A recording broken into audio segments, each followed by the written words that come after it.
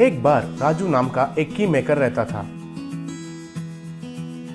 वो साइकिल में गली गली घूमकर हाँ, चाबी वाला, डुप्लीकेट चाबी बनाने वाला, खोए हुए चाबी को बनाने वाला, अलमारा का चाबियों को खोलने वाला कहकर चिल्लाते हुए व्यापार करता था।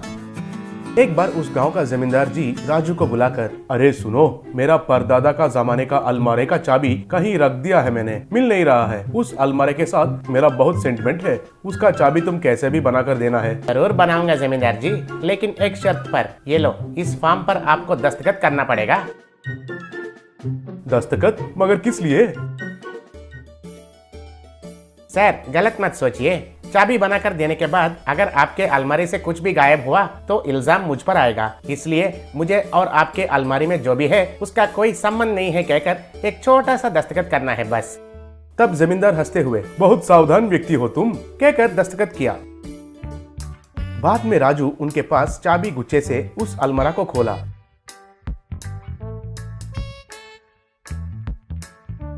फिर थोड़े महीने के बाद एक रात राजू जमींदार के घर में चुपके से घुसकर उस अलमारा को खोलकर उसमें सब कुछ चुराकर भाग गया। अगले दिन सुबह जमींदार जी उस अलमारा को खोला तो उसमें पैसे और जेवरात नहीं दिखाई दिए। तब उनका बीवी को बुलाकर, सुनती हो, इसमें पैसे या जेवरात तुमने कुछ निकाला है क्या? अरे मैं क्यों निकालूंगी जी? तो फिर हमारे नौकर में से ही कोई चाबी लेकर चुराया होगा, कहकर पुलिस को फोन करके सब बताया। तब ऐसे ही जमींदार के घर आके सब नौकरों को लाइन में खड़ा कर दिया। देखिए, ये बहुत भारी बात है, शिष्टा पूर्वक से किसने चुराया है बताइए, कहकर जोर से चिल्लाया। मगर सब लोग, सर हमको कुछ मालूम नहीं है सर। ऐसे जितना भी पूछताछ किया तो भी कुछ पता नहीं चला। वैसे ही गांव में हर महीने में एक बार एक घर में चोरी हो रहा था, मगर वो कौन कर रहा था, कैसे कर रहा था, पुलिस ढूंढ नहीं पा रहे थे। एक बार पुलिस स्टेशन में कमिश्नर एसए से, क्या हुआ, वो चोर कौन है, अभी तक मालूम नहीं चला, क्यों आप लोग उसे पकड़ नहीं पा रहे हैं? सर, घर का चोर को भगवान भी नहीं पकड़ सकता है कहकर कहावत है ना, ये भी ऐसा है सर। सब लोग जान पहचान वाले होने के कारण सख्त एक्शन भी नहीं ले पा रहे हैं सर। ऐसे जी, क्यों मुझे चोर कोई बाहर का है ऐसा लग रहा है, क्योंकि उसका चोरी करने का पैटर्न को थोड़ा ध्यान से देखिए, सब एक जैसे ही है, जस्ट थिंक, कहकर उनको एक आइडिया दिया। पुलिस को आइडिया बहुत पसंद आया और ओके सर। थोड़े दिन के बाद राजू पहले जैसे चाबी वाला, चाबी खोलने वाला कहकर गली गली घूम रहा था। तब एक घर से एक औरत आकर, बाबू तुरंत से ताला खोल दो, बच्चा अंदर से ताला बंद करके फंस गया है। मैडम, उसके लिए थोड़ा ज्यादा पैसा लगेगा, चलेगा ना? वो तो छोड़ो, जितना चाहिए उतना दूंगी, पहले इस दरवाजे को खोलो। तब राजू हमेशा की तरह उनके पास चाबी का गुच्छा निकालकर दरवाजे को खोला। तब वो औरत बहुत खुश होकर, ये लो 10,000 कहकर राजू को दिया। तब राजू हैरान होकर, क्यों मैडम, इतना ज्यादा दे रहे हो? कोई बात नहीं, रखो, मैं कल अपने गांव जा रही हूँ, मेरे पति का ट्रांसफर हुआ है, कहकर वहाँ से चली गई। उस रात राजू, मैडम ने इतने पैसे दिए तो और भी घर में होंगे, जैसे भी उसके घर में चोरी करना है, नहीं तो ये गांव बदल जाएंगे, सोचकर उसके घर में चोरी करने के लिए जाके दरवाजे को खोलकर अंदर गया। तब उसे अलमारी दिखाई दिया। जब अलमारा का दरवाजा खोला तब अचानक से कहकर एक आवाज आया और अलमारे के अंदर कैमरा ऑन होकर उनका फोटोज खींचा। तुरंत लाइट्स ऑन हुआ। राजू ने देखा तो आजू बाजू में पूरे पुलिस थे और वो मैडम भी खड़ी थी। अब पकड़ में आए हो तुम, कहकर उसको जेल में डालकर उसका खूब पिटाई किया। Bamboo chicken cooking. एक समय पर सुभाष नाम का एक रसोइया एक बार अपनी पत्नी के साथ मिलकर नदी के किनारे एक ढाबा शुरू किया। उसके पास रोहित नाम का रसोइया मदद के लिए था। वहाँ आए लोगों को सुभाष का बनाया बैम्बू मशीन का ग्रिल चिकन बहुत पसंद था।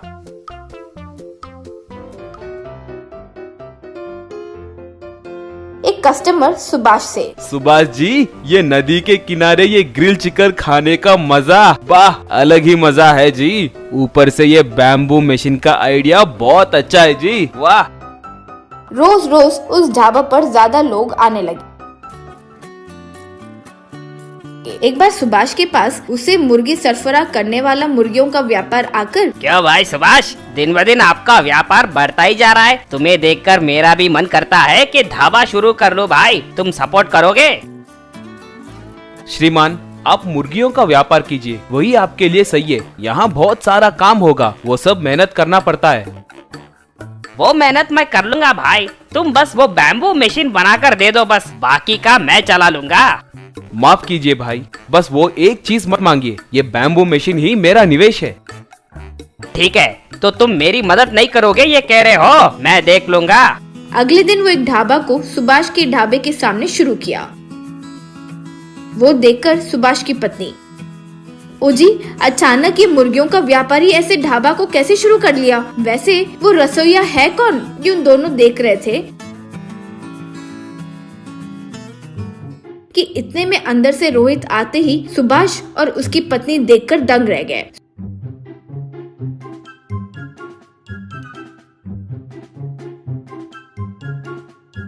सुभाष तब रोहित के पास आकर, ये क्या रे, एक बार तो बता सकते थे ना।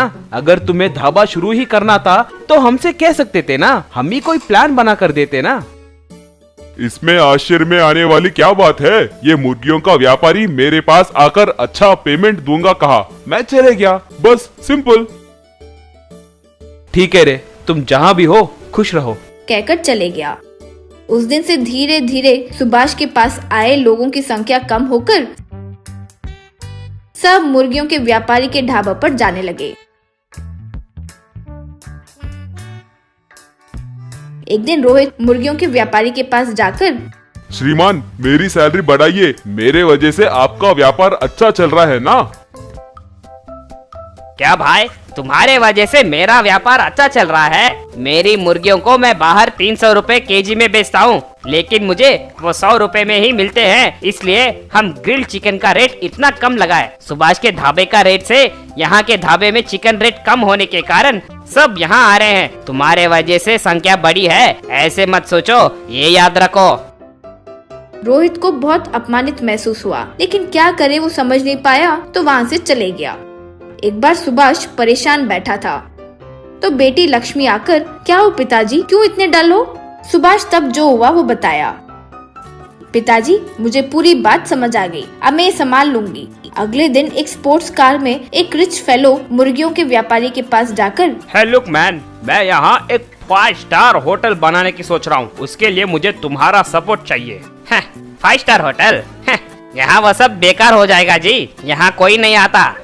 नहीं, यहाँ रोहित नाम का कोई खाना बनाने वाला है, वो बहुत अच्छा बनाता है, सुना है, वो बहुत फेमस हो गया है। हमारे गांव में उस रोहित के बारे में ही बात करते हैं। वो बातें सुनकर रोहित वहाँ आकर, बताइए, मैं ही रोहित हूँ।